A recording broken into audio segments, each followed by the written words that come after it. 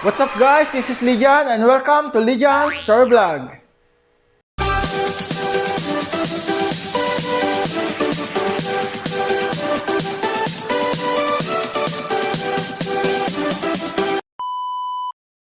Welcome back mga ka-Lijan's Story at nandito na po ang pagsisimula ng bago nating kwento na siguradong magpapakilig sa ating lahat.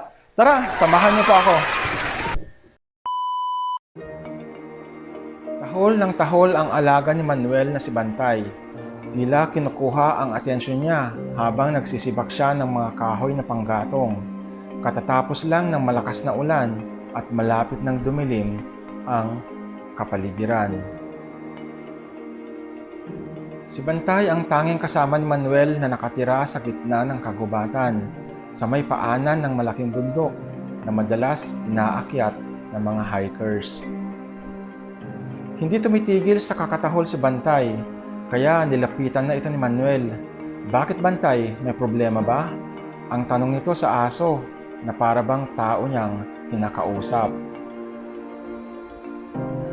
Tumahol si Bantay at tumakbo palayo na para bang may gusto ito ipakita.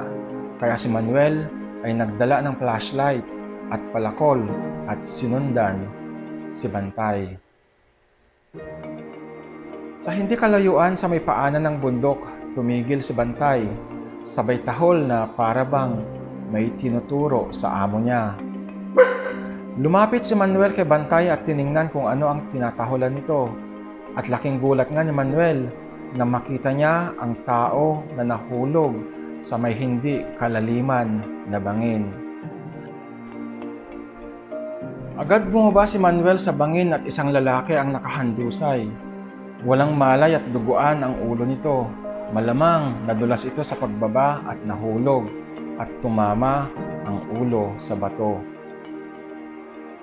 Chinek ni Manuel ang vital signs ng lalaki at buhay pa ito.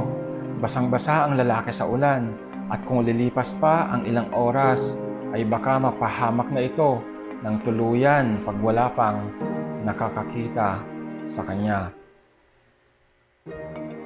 Binuhat ni Manuel ang lalaki at dinala sa kubo niya. Pinahiga muna niya ito sa higaan niya at nilinis ang sugat sa ulo niya. Hindi naman ito kalaliman at buti na lang dumugo ito. At sa tingin niya ay wala namang internal hemorrhage. Nilagyan niya ito ng gamot sa katinapalan ng gasa ang sugat.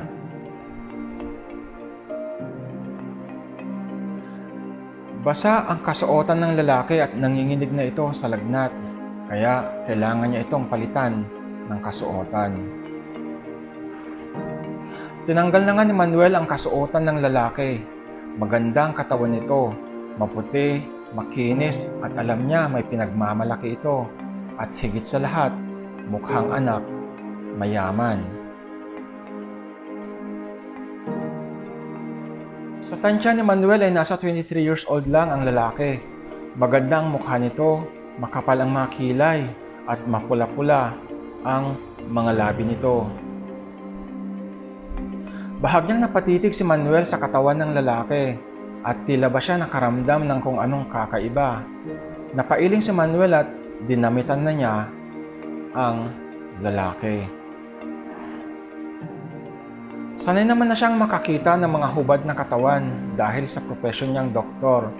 Pero dito sa estrangherong bisita niya ay iba ang pakiramdam niya. Malamang siguro ngayon lang siya nakakita ulit ng kahubaran ng katawan. Simula nang tumira siya dito sa bundok at mag-iisang taon na. At ngayon lang siya nagkaroon ng bisita. Maliban na lang sa nagdadala ng mga supplies niya at mga pangangailangan niya, minsan sa isang buwan. Si Manuel pinili ng mamuhay ng tahimik at mag-isa, malayo sa lahat ng mga tao. Tinalikuran niya ang pagiging doktor niya. Isa siyang sikat na surgeon, may asawa na siya at isang anak, at tinalikuran siya ng lahat mula noong maaksidente sila ng mag-anak niya habang papauwi sila galing sa isang party. Nabangga ang sinasakyan nilang kotse at siya lang ang nakaligtas. Labis niyang sinisi ang sarili niya sa trahedya ng pamilya niya hanggang sa pati ang trabaho niya ay naapektuhan na. Hindi niya matanggap ang pagkamatay ng mag-ina niya at tuluyang nasira ang reputasyon niya sa trabaho hanggang sa naging alipin na siya ng pag-inom ng alak. Hanggang sa maisipan niyang magpakalayo-layo para makalimot at mabuhay ng tahimik at mag-isa at mag-isang taon na nga siyang nakatira dito sa kagubatan. Kumpleto naman ang mga kagamitan niya sa kubo niya. May supply din siya ng kuryente mula sa solar panel niya. Naging abala siya sa pag-aalaga ng mga hayop at minsan tinutulungan niya ang mga katutubo na nakatira sa di kalayuan sa kanya. Kaya nakilala na siya at mahal na siya ng mga katutubo at ligtas naman siya sa anumang kapahamakan sa kanyang munting kubo. Nagdedeliryo na sa lagnat ang bisita niya, kaya hindi niya ito tinantanan sa pagpunas at kailangan niya itong tabihan at idikit ang kanyang katawan hanggang sa ito ay humupa na. Kinabukasan nagising si Andre, ang lalaking niligtas ni Manuel na nahulog sa bangin. Dinilat niya ang mga mata niya at tumingin sa paligid. Dahan-dahan itong bumangon at noong makita siya ni Manuel na bumabangon, ay agad itong nilapitan at inalalayan. "Nasaan ako?" ang tanong ni Andre kay Manuel. "Nandito ka sa bahay kubo ko. Natagpuan ka namin kagabi sa paanan ng bundok na walang malay. Kaya dinala na kita dito. Ako nga pala si Manuel, ang pagpapakilala dito." Tumahol din si Bantay na tila ba nagpapapansin. "At ito pala si Bantay, siya talaga ang nakakita sa'yo," patuloy ni Manuel. "Ako pala si Andre at salamat sa pagligtas niyo sa akin ni Bantay," ang sagot ni Andre. "Wala yon. Pinagluto kita ng lugaw na may native chicken. Kain ka para lumakas ka," ang sagot ni Manuel. Tumayo na si Manuel para ikuha ng pagkain si Andre.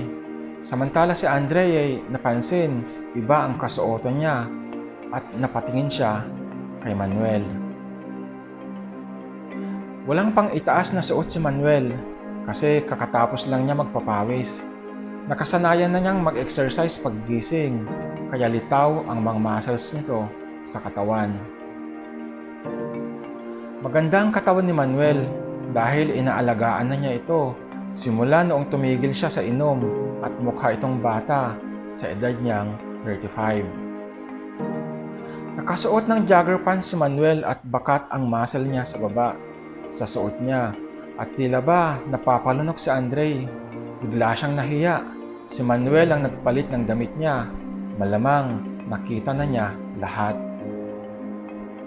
Lahat ng tinatago niyang sikreto sa katawan. "Ito na ang pagkain mo, Andre," ang wika ni Manuel at umupo sa tabi ni Andre. "Ano pala nangyari sa'yo?" ang tanong ni Manuel kay Andre nang ibig niyang sabihin ay kung paano siya nahulog sa bangin. Naalala ni Andre, pababa siya ng bundok, umulan ng malakas at nadulas siya at hindi na niya maalala ang mga mas sumunod na pangyayari. Mabutin lang hindi ka nabalian ng mga buto at yung sugat sa ulo mo ay hindi ganun kalalim, ang wika ni Manuel. Naalala ni Andre, nag-hiking sila ng mga tropa niya kasama ang kanyang girlfriend na si Camille sa pag-akyat ng bundok. Graduate na si Andre sa college. Isa siyang anak mayaman, easy-go-lucky at laki sa layaw kasi nag-iisa lang siyang anak. Marami siyang mga kaibigan pero sa mga kalokohan lang. Mahilig siyang mag-party-party, papalit-palit ng girlfriend at hindi nagseseryoso. Laro-laro lang ang lahat sa kanya. Pero noong makilala niya si Camille ay parang tinamaan siya dito ng husto. Gusto niya ito seryosohin, kaya lang nakarama siya. Pag-akyat nga nila sa bundok ay nahuli niya si Camille na nakikipaglandian sa mga kaibigan niya. Normal lang naman sa kanilang manghiraman ng girlfriend, pero this time, nasaktan siya. Nag-expect kasi siya na matino si Camille, pero kagaya din niya pala siya, na laro-laro lang ang lahat. Handa pa naman na siya sanang magseryoso sa relasyon. Nagalit nga siya nang mahuli niya ang girlfriend niya na nakikipaglandian sa mga kaibigan niya at pinagtawanan lang siya ng tropa niya. Kaya wala man lang pumigil sa kanya noong umalis siya. At doon na nga siya nadulas sa batuhan pagbaba niya ng bundok dahil biglang umulan ng malakas. Nakaramdam ng lakas si Andre nung umaubos niya ang lugaw na ginawa sa kanya ni Manuel. Masarap ba? Ang tanong ni Manuel kay Andre. Napatango si Andre kay Manuel at salamat ulit ang sagot nito kay Manuel. Paano ako makakauwi at makakaalis dito, Manuel? Ang tanong ni Andre. Kung maglalakad ka pababa mga 5 oras, huwag kang mag-alala. May mga katutubo sa paligid. Sinabihan ko niya sila na kung sakaling may maghanap sa'yo, ay ituro na nandito ka sa akin. At sa katapusan, 5 araw mula ngayon, darating si Mang Dante. May dalang pick-up na sasakyan yun. Pwede ka sumabay pagbaba sa kanya. Tamang-tama, magaling ka na nun at pwede ka nang umuwi. Ang sabi ni Manuel kay Andre para hindi ito mag-alala. Si Mang Dante ang nagdadala ng lahat ng pangangailangan niya. 1 beses sa 1 buwan ang nag-iisang katiwala niya. Sa bagay, sa isip-isip ni Andre ay wala namang maghahanap sa kanya. Ang mga magulang niya ay sanay na hindi siya umuuwi at ang mga kaibigan naman niya ay walang pakialam sa kanya. Napabuntong hininga si Andre. Wala siyang choice kundi maghintay ng ilang araw bago siya makabalik sa kabihasnan. Ang inaalala lang niya ay hindi siya sanay sa tahimik na lugar. Hindi niya alam kung makakatagal siya sa gitna ng kagubatan, malayo sa buhay na nakasanayan niya, at iyon ang problema niya. Nakaramdam ng sakit ng ulo si Andre. Sige, humiga ka muna at magpahinga para gumaling ka agad, ang sabi ni Manuel kay Andre. Humiga ulit si Andre. Ngayon siya nakaramdam ng pananakit ng katawan, kaya pinainom muna siya ng gamot ni Manuel. Sige, magpahinga ka lang, Andre. Lalabas lang ako saglit. Makikibalita ako kung may naghahanap na sa iyo, ang wika ni Manuel at lumabas na ito. Lumabas na si Manuel kasama si Bantay. Nagtatanong-tanong kung may mga tao na naghahanap kay Andre. Pero wala pa daw, sagot ng mga nakausap niya. Samantala si Andre ay nagising, nakaramdam siya ng gutom. Bumangon siya at tumayo. May nakahanda ng pagkain sa lamesa at mga prutas pagkatingin niya.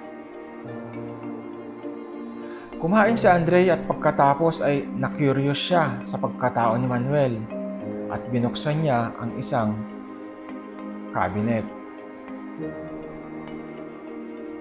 Dahil pakiwari niya ay hindi ordinaryong tao si Manuel dahil hindi siya mukhang tagagubat. Dahan-dahan niya yung hinalungkat at may nakita siyang isang envelope. Binuksan niya ito at nakita niya ang isang larawan ng isang pamilya. Siguro ito ang pamilya ni Manuel, ang naiisip ni Andre. Nilabas pa niya ang ilang laman ng envelope at may nakita siyang lumang newspaper. Nakalagay sa headlines, "Isang doktor hindi nailigtas ang pamilya sa disgrasya." At hindi siya nagkakamali.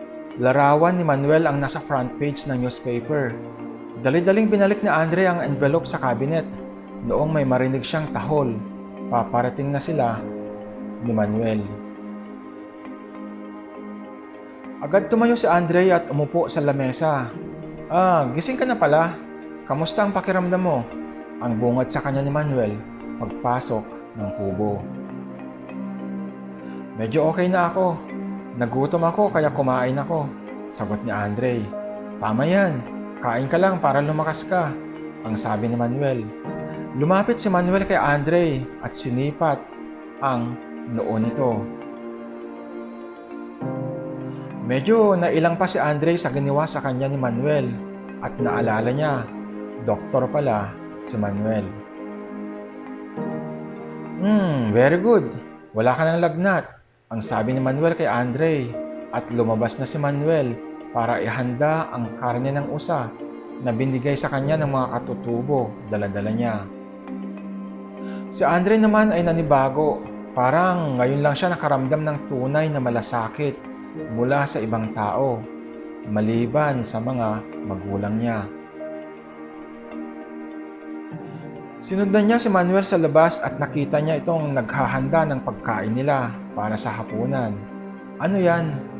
May maitutulong ba ako?" ang tanong ni Andre kay Manuel. Sige, kaya mo na ba? Nililinis ko itong karne ng usa. Iihaw ko para pagkain natin mamaya. Gusto mo, magsiga ka na ng kahoy para ihawan, sagot ni Manuel. Lumabas ng kubo si Andre at nagsimula na siyang magpaapoy ng kahoy. Pero nahirapan siya. Hindi siya marunong magpaapoy. Napansin na yun ni Manuel at tinabihan niya si Andre. Hinawakan ni Manuel ang mga kamay ni Andre para gabayan ito kung ano ang gagawin. Ganito ang gawin mo. Ilagay mo muna ang mga maliliit na sanga ng kahoy.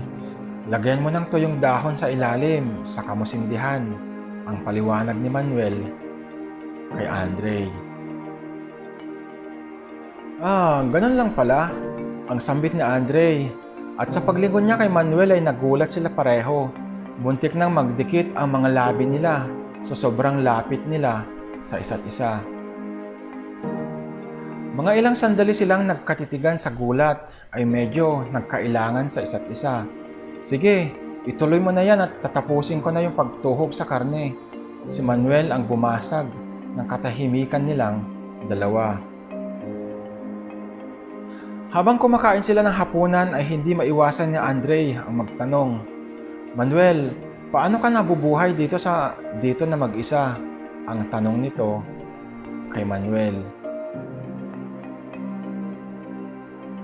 "Sanay na ako dito at ito na ang buhay na gusto ko." Ang seryosong sagot ni Manuel na tila ba ayaw niyang pag-usapan ang anumang bagay sa buhay niya.